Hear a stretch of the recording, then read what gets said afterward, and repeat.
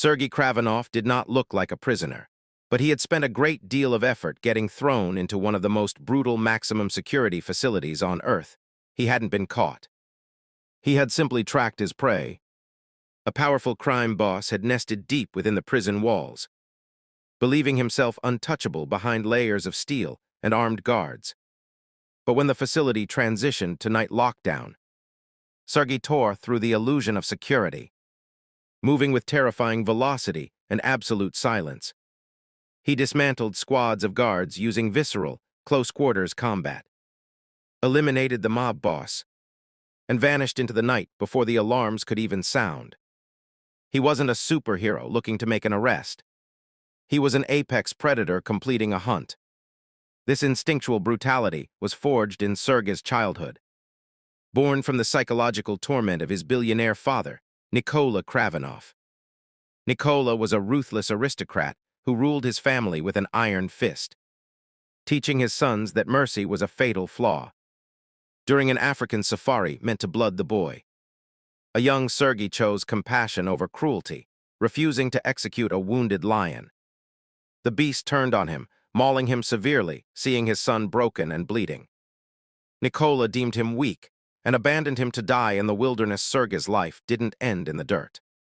A mystic named Calypso found the dying boy, administering an ancient herbal serum, just as the lion's blood mingled with Sergei's open wounds.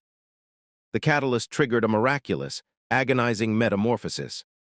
Sergei awoke with hyperacute senses, supernatural strength, and a profound, instinctual connection to the animal kingdom, rejecting his father's corrupt empire. He dropped entirely off the grid, transforming his grief into a weapon and dedicating his life to tracking down the human monsters, human traffickers, warlords and syndicates who preyed on the helpless years later. The world knew him only as a myth. Kravin, he approached vigilantism like a tactical safari, spending days memorizing a target's blind spots and psychological flaws before striking. But his solitary hunt was shattered when his estranged younger half-brother, Dmitri, who had spent his life trying to earn Nikolai's elusive approval, was abducted by an international syndicate looking to leverage the Kravinov fortune. Forced to confront the dark family legacy he ran from, Kraven launched a global rescue mission.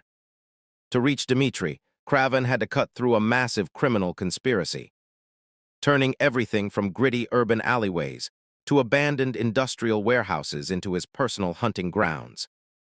He refused to use firearms, relying instead on the environment. He used vertical architecture for ambush strikes, turned heavy chains into improvised traps, and blended high-speed grappling with devastating close-range strikes to dismantle heavily armed strike teams before they could pull a trigger. The syndicate retaliated by unleashing its two deadliest assets. First came the foreigner, a cold, calculating assassin who used psychological warfare and hallucinogenic tricks to disorient his targets. To survive, Kravin was forced to shut out his vision entirely, navigating the hallucination by relying purely on his heightened auditory and olfactory instincts to locate and neutralize the assassin.